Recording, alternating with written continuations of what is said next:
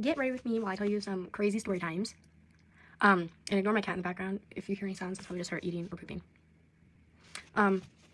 So this is from middle school. I'm going into high school, and we're going to start off with just some things that I've heard in the hallway or some crazy instances in school.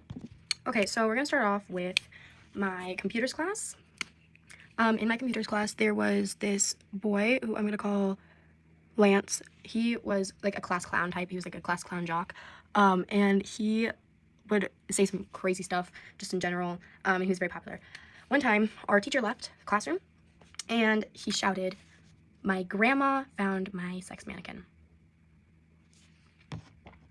Okay, so this next story is just like a few things that I have heard in my hallway at school. Now, this was two guys, and I was just getting out of choir class, and I heard this in the hallway. One boy was talking to his friend, and I know this boy. He's really funny. He's like an alternative emo boy, and I'm friends with his sister, right? So I know him. And his friend goes, on a scale of 1 to 10, how much do you like men? And about a 9. By the way, he's only dated women, but his joke is like he's gay. Now, this story happens in my science class. So I would sit at this like back table, and it was like one of those like plastic black tables. I'll show a picture if I can find one. It's like one of those black tables that are like plastic. And this girl, this was separate periods. Me and this girl were friends. I'll call her Kathleen. Kathleen was one of my friends, and she had taken like a tack, like a thumbtack or something, and carved a giant into the table, like giant, like that big. It was so funny. But that was the period before me, and I did draw a penis on the wall next to that. She did not get blamed for that. Instead, it was Gus, but Gus didn't get in trouble because her mom was the principal. Not her real name, by the way. And so that was funny, but I never got caught. And she did. She got ISS. But she said it was fun because she literally did nothing all day. Okay, so this next story takes place in 6th grade. All right, and this one is a little mentions of like sexual harassment. Just gonna let you know. There was this boy who had a crush on me, and I had a crush on him in like 5th grade. And then that crush waned off really quickly. But he still really liked me. And I made the mistake of telling him that I used to have a crush on him. That's where it begins. And so after that, he started saying some crazy stuff. Now, there's this kid. I'm going to give the names. The boy who was harassing me is Kason, and the other boy who was like a class clown, and he kind of gave off like, he was really chill, super nice, didn't really do anything. Ezekiel. We're going to call him Ezekiel because that's the first name that came to mind. Now, Ezekiel, he was a very nice kid. He didn't really talk too much unless he was with his friends, and he was kind of like a class clown, but that kind of waned off. But he was like actually funny. He wasn't like a rude class clown. Like he would make genuinely funny jokes. And he was super nice, and him and this boy, Kason, were friends. Now, Kason is the one who had the crush on me. And I was like, hey, please stay away from me. Our lockers were right next to each other in 6th grade. And one time, in the hallways, he came up to, there was a bunch of people, and he went, "Oops, sorry, didn't mean to." He also slapped my butt one time.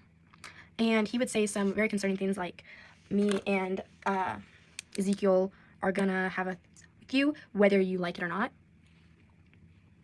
And he also, one time I was in gym class, and I hated gym class, and we had a free period because there was a substitute. So I was sitting inside of those, like, you know, those roll-up mats, but we had really big ones. I would, like, slide into the middle by, like, going around the edges until I got into the middle, and I would just sit there for the whole period because I genuinely just hated PE class so much because I was a fat chud. And this boy, he comes up to us, and I wasn't the only one who did this. The boys would play on the other 2 mats that were right next to us. But I would just chill in that first one, and no one would really bother me. And Kason comes up to the top of the mat. He jumps up top, and he goes, "Stay right there, I'm gonna finish." Mind you, I was laying on my back with my feet up against the wall, so I was kind of in like an open area. My parents almost pressed charges, but we didn't. And that's about the end of the story. My lockers got moved from him, our classes got separated, and he kind of was still weird around me, but kind of stopped, and then he moved schools because we were bullying him. Also, his family was really crazy. They donated money. Pretty sure his father was but yeah. The story takes place in 7th grade.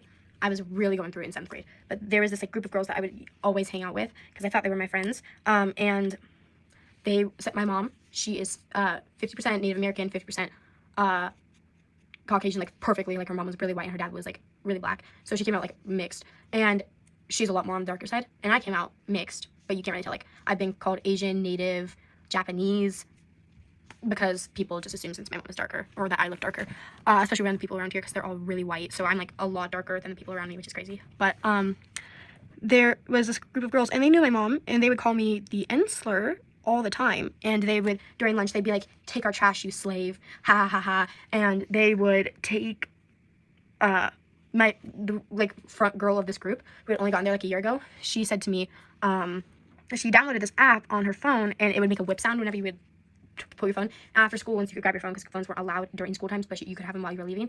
She opened her phone and she started going. It was like behind me, and I looked around, and at one point she took a jump rope and she hit me with the jump rope like a whip. She got reported. Now I'm going to tell you about some of the teachers at our school. There was this one, I'm going to call him Mr. Kirk. Now Mr. Kirk, he was not like that Kirk, but I'm going to keep going with it. Anyways, Mr. Kirk, he was really, really weird, and his niece, or no, his granddaughter was in my class. We'll call her Callie. Callie was in my class. She was a really, really, really nice girl, like super goody two shoes, would never do anything wrong. Kind of changed throughout the years, but that's just how middle school goes. And her grandpa got reported finally by one of my friends who was alternative gay. Everyone knew that in school. They all ostracized her. I felt really bad for her. She's now no longer living with her family because she has been disowned.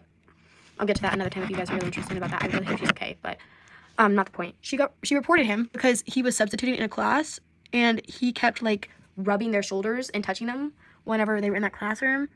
And it made her very uncomfortable. Likely, yeah, it makes sense. But she reported him, and school did nothing because the family donated it money. He was just not allowed to be in the classroom, and then he retired because the charges kept going on. Because after that girl reported it, a bunch of other girls reported what he had done throughout the past few years in that school. And one of his friends, I'm gonna call him Mr. R.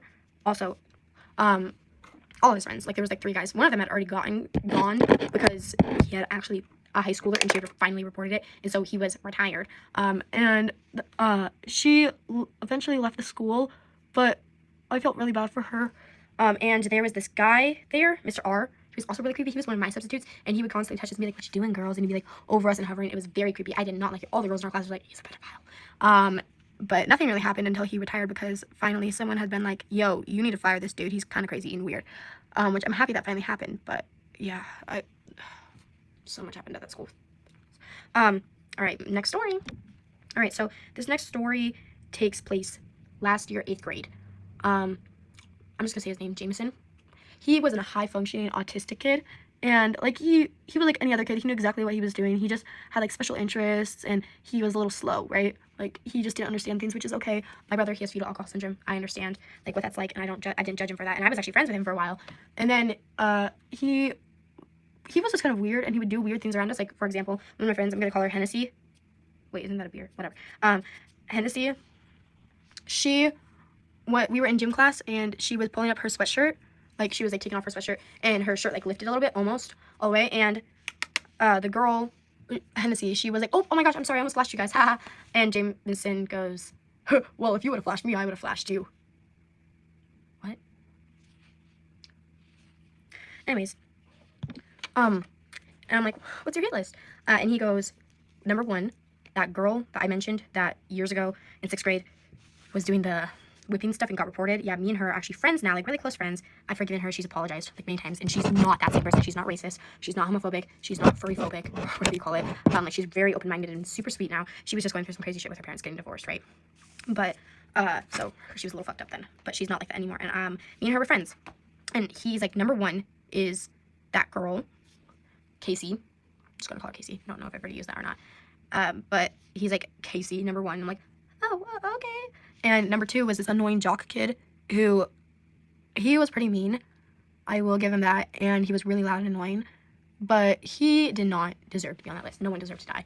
No one deserved to die at all. And I was like genuinely shitting my pants. I was like, okay. And I even clarified, I was like, hit list? Like people you would kill? And he was like, yeah, hit list, people I would kill. Okay. And then the 3rd kid on his list was this new kid who had literally gotten there like 2 weeks ago, hadn't said like a single word. The only way I really talked to him was because he was at the same table as me in the back of the classroom in science class, because me and him were like, fuck these people. He was emo, he was chill, super nice, barely talked. And I was like, why is he on your list? And he was like, he's just kind of annoying. He literally doesn't talk. He literally doesn't talk. Not the point though. But he goes, yeah, that kid. I was like, oh, okay. And then he goes to the bathroom. And then I go to my friends. I'm like, did you hear that? And they're like, no, what happened? And I tell one of my close friends, like I have like 3 or 4 close friends in that classroom, right? And I tell them, including the girl who was number 1 on that hit list. I tell her, and she's like, go tell the teacher. I go tell the teacher. The teacher's like, he said this just now. And I was like, yeah. And she was like, go to the principal right now. I was like, okay. And I go to the principal, and I tell the principal what happened. And she's like, this just happened in class. Not picking my nose, it's just itching it. I was like, yeah, this just happened in class. And she was like, okay, thank you for telling me. I told her everything that he said. And he saw me going into that principal's office because he came out of the bathroom and was like, what are you doing? I was like, I'm sorry, because I was genuinely shitting my pants. I was shitting my pants, bro. I'm not even kidding. But no, he was crazy. And he genuinely scared me. Oh my fucking god. There are many, many more stories I have, and I can even touch up more about that whole case, tell you everything that happened with that, and how crazy and weird that whole situation was, and I avoided talking to him. I was genuinely scared of him. But if you want me to make a part 2, let me know. This video's already getting pretty long. Probably gonna speed it up just a little bit because of how long it is, but yeah, that was about the whole story. Alright, this is the finished look. My bracelets, my necklaces, my makeup. And no, I am not going anywhere. I'm just trying to make myself feel more pretty because I've been feeling down in the dump recently. Love you. Peace. Mwah. Mwah. Subscriber pumpkin will eat you. Meow, meow.